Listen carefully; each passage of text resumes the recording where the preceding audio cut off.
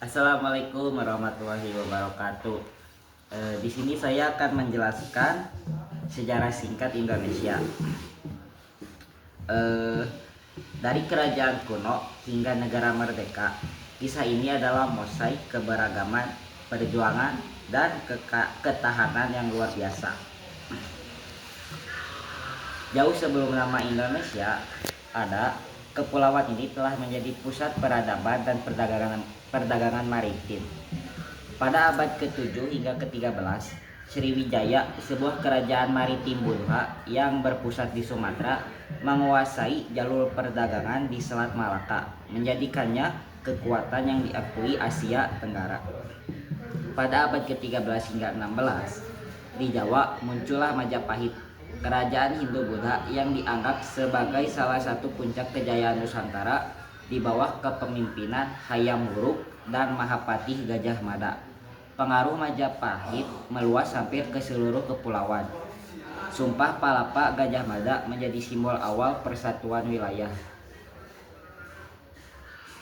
Bersamaan dengan itu, agama Islam masuk secara perlahan melalui jalur perdagangan dan dakwah damai, mulai dari pesisir Sumatera dan Jawa, menggantikan dominasi Hindu-Buddha dan mendirikan kesultanan-kesultanan yang berpengaruh.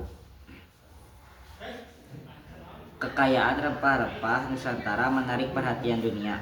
Inilah awal era baru, era kolonialisme. Pada awal abad ke-16, bangsa Eropa pertama yang tiba adalah Portugis mencari rempah-rempah. Mereka mendirikan pos perdagangan di Maluku. Pada awal abad ke-17, kekuatan yang sebenarnya mengubah nasib Nusantara adalah Belanda melalui VOC atau Verenigde Oost-Indische Compagnie. Belanda mulai menanamkan kekuasaan. Mereka tidak hanya berdagang, tetapi juga memaksakan monopoli dan mengendalikan politik lokal.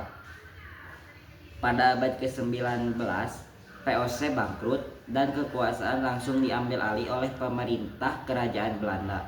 Kepulauan ini dikenal sebagai Hindia Belanda. Periode ini ditandai dengan eksploitasi yang parah seperti sistem tanam paksa atau kultur stelsel yang menyebabkan kelaparan dan penderitaan massal. Pada awal abad ke-20, muncul kesadaran nasional. Berdirinya organisasi seperti Budi Utomo pada 1908 menandai kebangkitan nasional. Sumpah Pemuda tahun 1928 menyatakan berbagai suku bangsa di bawah 3 janji, satu nusa, satu bangsa, dan satu bahasa Indonesia.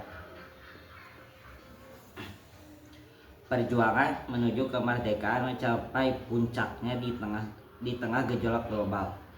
1942, kekuasaan Belanda tiba-tiba runtuh ketika Jepang datang dan menduduki Hindia Belanda selama Perang Dunia II. Pendudukan Jepang, meskipun singkat dan kejam, secara tidak sengaja memupuk semangat nasionalisme dengan mendirikan pelatihan militer kepada pemuda pribumi dan menyingkirkan administrasi Belanda. Agustus 1945, setelah Jepang menyerah kepada sekutu, para pemimpin pergerakan tidak menyia-nyiakan waktu. 17 Agustus 1945, di Jakarta, Soekarno dan Muhammad Hatta memproklamasikan kemerdekaan Republik Indonesia. Setelah proklamasi, kemerdekaan tidak langsung diterima. Indonesia harus menghadapi agresi militer Belanda dan perjuangan diplomatik selama 4 tahun yang dikenal sebagai Perang Kemerdekaan 1945 sampai 1949, hingga Belanda akhirnya mengakui kedaulatan Indonesia secara resmi pada akhir 1949. Sejak kemerdekaan, Indonesia telah melalui berbagai fase politik dan sosial.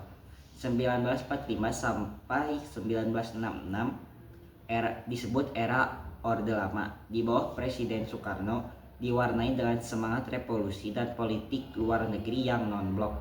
Namun ketidakstabilan politik dan ekonomi memuncak.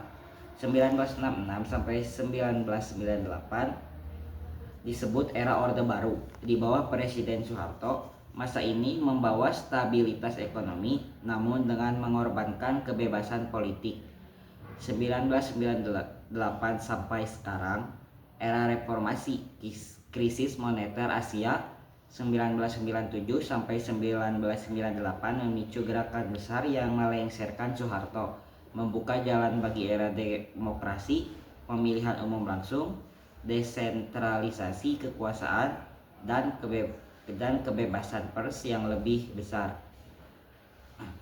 Hari ini Indonesia adalah negara kepulauan terbesar di dunia dengan lebih dari 17.000 pulau, menjadikannya rumah bagi ratusan suku, bahasa, dan agama. Dari Sriwijaya hingga Reformasi, sejarah Indonesia adalah bukti abadi bahwa di bawah semboyan Bhinneka Tunggal Ika, berbeda-beda tetapi tetap satu, Indonesia akan terus bergerak maju. Sekian penjelasan dari saya. Wassalamualaikum warahmatullahi wabarakatuh.